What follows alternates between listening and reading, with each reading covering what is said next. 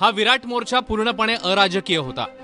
मराठ्यांचा पक्ष असलेला राष्ट्रवादी, समावेशक चर्चा असलेली काँग्रेस, जातीयवादी शिक्का असलेली भाजप आणि हिंदुत्ववादी शिवसेना कोणाचाच यात सहभाग नव्हता।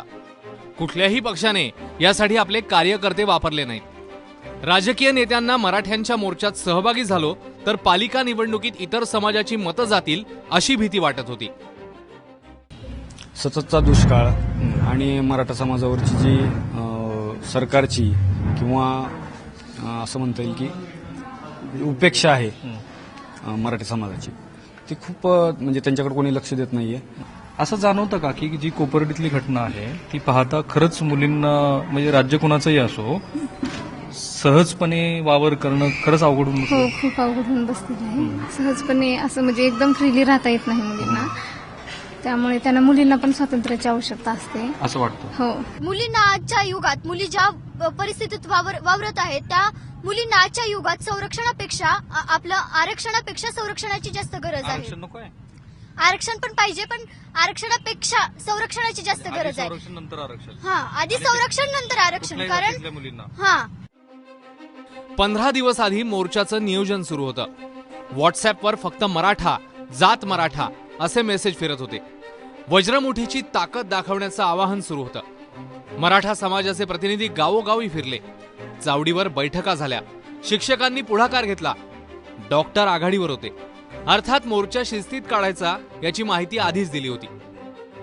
मराठा समाजातील तेवढीच भूमिका ज्या पद्धतीने इतर समाज आपली भूमिका मांडतायत, व्हॉट्सअप असेल, फेसबुक असेल, सोशल नेटवर्किंग इतर काही असेल, तर त्या माध्यमातून आपल्या आपल्या जातीचं प्रतिनिधित्व प्रत्येक जण करताना दिसतोय। तर आम्ही केलं तर काय बिघडलं? ज्या पद्धतीने आमच्यावर अन्याय झाला की आम्ही लढणार, आरक्षण असेल कुठलेही असेल, जी ठराविक टॅगलाईन आहे किंवा जी वेळ दिलेल्या आहेत त्या तात्पुरत्या वेळेत सरकारनं जागं व्हावं, नाहीतर आम्हाला शांत पद्धतीनं आज एवढा मूक मोर्चा बघितलाय, आम्हाला रस्त्यावर उतरावं लागेल।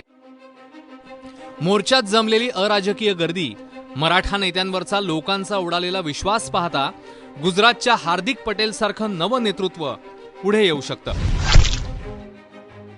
60 वर्षात मराठा समाजाचे बरेच प्रश्न निर्माण झालेत। कमी झालेली जमीन धारणा, मराठवाड्याबाहेर गेलेले उद्योग, सततचा दुष्काळ आणि आंतरजातीय विवाह हे महत्वाचे मुद्दे झाले आहेत। पोलीस दक्षता समितीवर काम करताना मला बरेचदा असा अनुभव आलेला आहे की ज्यावेळेस त्यांच्या ह्याच्यावर जातीवर बोललं जातं नाही बोललं तरी एखाद्या खोट्या गोष्टींमुळे अॅट्रॉसिटी आम्ही करतो म्हणून एक धमकवलं जातं। काही वेळेस त्या गोष्टीमुळे बरेच लोक म्हणतात नको बाबा त्यांना नको बोलायचं। होतं ना, असं होतं, म्हणजे गैरवापर होतो अॅट्रॉसिटीचा। मराठा लोकांना फार त्रास होतो त्याचा, म्हणजे कसलाही गुन्हा नसताना त्या लोकांना अॅट्रॉसिटीचा फार त्रास होतो। उस्मानाबाद जिल्ह्याच्या इतिहासातील हा सर्वात मोठा मोर्चा होता।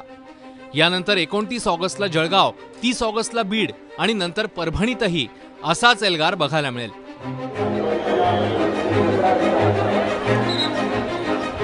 2011 सालची जातनिहाय जनगणना जाहीर झालेली नाही, त्यामुळे महाराष्ट्रात नेमकी मराठ्यांची संख्या किती हे ठामपणे सांगता येत नाही, परंतु एक अंदाज आहे की महाराष्ट्रात किमान 32 ते 35% दरम्यान मराठा समाज असावा। आपण बहुसंख्य आहोत म्हणून नव्हे तर स्वतःच्या कर्तृत्वावरती या समाजाने शैक्षणिक संस्था, सूतगिरण्या, साखर कारखाने चालवलेत। या समाजाची कुटुंब व्यवस्था, दैवत, त्यातला संप्रदाय याचा महाराष्ट्राच्या समाज जीवनावरती मोठा परिणाम झालेला आहे। म्हणून जेव्हा एवढा मोठ्या संख्येने असलेला समाज रस्त्यावरती उतरतो तेव्हा इतर जातीमध्ये अस्वस्थता पसरणं शक्य आहे नव्हे। भविष्यामध्ये महाराष्ट्रामध्ये जातीमध्ये अधिकात अधिक मोठ्या संख्येने मोर्चा काढण्याची स्पर्धा लागू शकते। तुकाराम महाराजाचे वंशज सदानंद मोरे यांनी एक ठिकाणी लिहून ठेवलंय, मराठा जेवढा निकोप तेवढाच महाराष्ट्र निकोप असेल। कॅमेरामन मोहम्मद समीसह मी राहुल कुलकर्णी, ABP माझा, उस्मानाबाद।